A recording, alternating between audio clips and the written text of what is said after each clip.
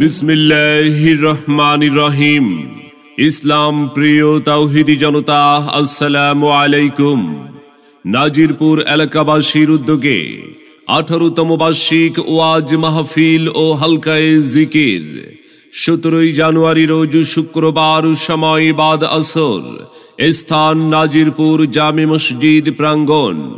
17 জানুয়ারি রোজ শুক্রবার উক্ত ওয়াজ মাহফিল ও হালকায়ে জিকিরে প্রধান অতিথি হিসাবে তাশরীফ আনিবেন প্রখ্যাত আলেমে দ্বীন মুফতি জাহিদুল ইসলাম কাসেমী।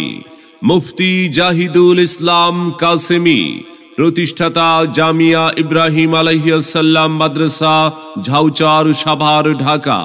বয়ান রাখবেন বাদ এশা।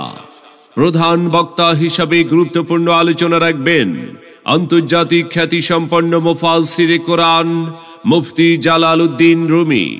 মুফতি জালালউদ্দিন রুমি সাহেব, লালবাগ, ঢাকা।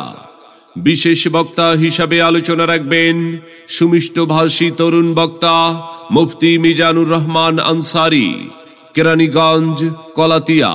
বয়ান রাখবেন বাদ মাগরিব।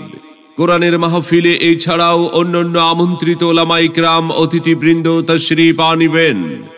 আপনারা সকলে 17 জানুয়ারি শুক্রবার উক্ত ওয়াজ মাহফিল ও হালকায়ে জিকিরে দলে দলে যোগদান করে দোজাহানের অশেষ কামিয়াবি হাসিল করুন। নিবেদক মাহফিল আয়োজক কমিটি, নাজিরপুর, কলাতিয়া, কেরানীগঞ্জ, ঢাকা। আসুন সবাই দলে দলে নাজিরপুর এলাকাবাসীর উদ্যোগে 17 জানুয়ারি রোজ শুক্রবার 18তম বার্ষিক ওয়াজ মাহফিল ও হালকায়ে জিকিরে স্থান নাজিরপুর জামে মসজিদ প্রাঙ্গণ।